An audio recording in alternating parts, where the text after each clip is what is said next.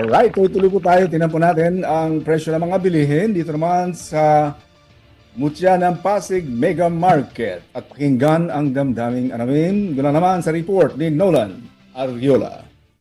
Maraming salamat mga kapanalig, Nanay Ging at Monsignor Pepe. Narito ang presyo ng mga pangunahing bilihin sa Mutya ng Pasig Mega Market sa pakipagtulungan ng Administration Office. Sa presyo ng local rice, natiling 33 pesos ang pinakamurang bigas sa pamilyang ito. Special rice 60 hanggang 62. Natili pa ng presyo ng kalimbaboy, kasim 360 hanggang 380, liempo 400 hanggang 420, manok 160. Sa presyo ng mga isda, espada 440, dalagang bukid 480, salmoliete 440, alumahan 400, tilapia 120, bangos 260, yellowfin 400, tambakol 300, pampano 360, hiwas 200, matambaka 240, tulingan 200, galunggong 200, Isugot 240, Maya-Maya 360, Lapu-Lapu 360, Tursilyo 200.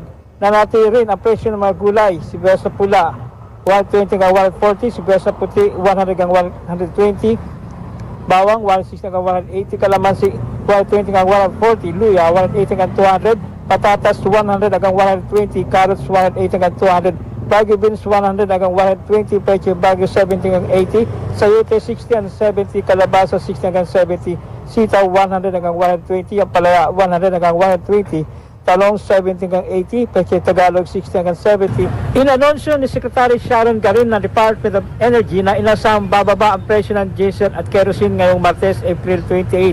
Tinatayang bawas na hindi bababa sa 12 pesos at 94 centavos kada litro sa diesel at 15 pesos and 71 centavos kada litro sa kerosene. Habang ang gasolina naman ay posibleng tumaas ng hanggang 53 centavos kada litro. Samantala, narito ang presyo ng mga liquefied petroleum gas sa ilang station. Nararapat ba na ituloy-tuloy ng pamahalaan ang direktang pagbili ng mga inaning gulay sa mga magsasaka sa ating bansa at bakit? Dapat talaga po suportahan ng ating gobyerno yung mga magsasaka.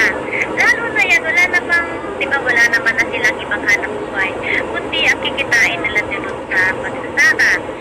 Dahil di ba sa sobrang taas po ng diesel at saka gasolina, kaya hindi na halos ma-transport ng magsasaka yung kanilang goods. So, hindi ma-transport dito sa Maynila. Tama po ba?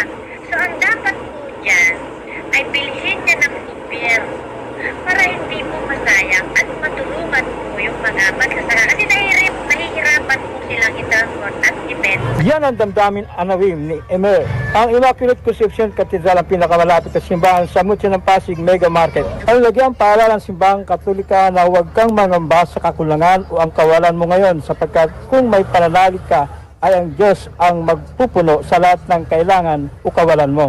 Para sa Veritas 846 ang radyo ng simbahan.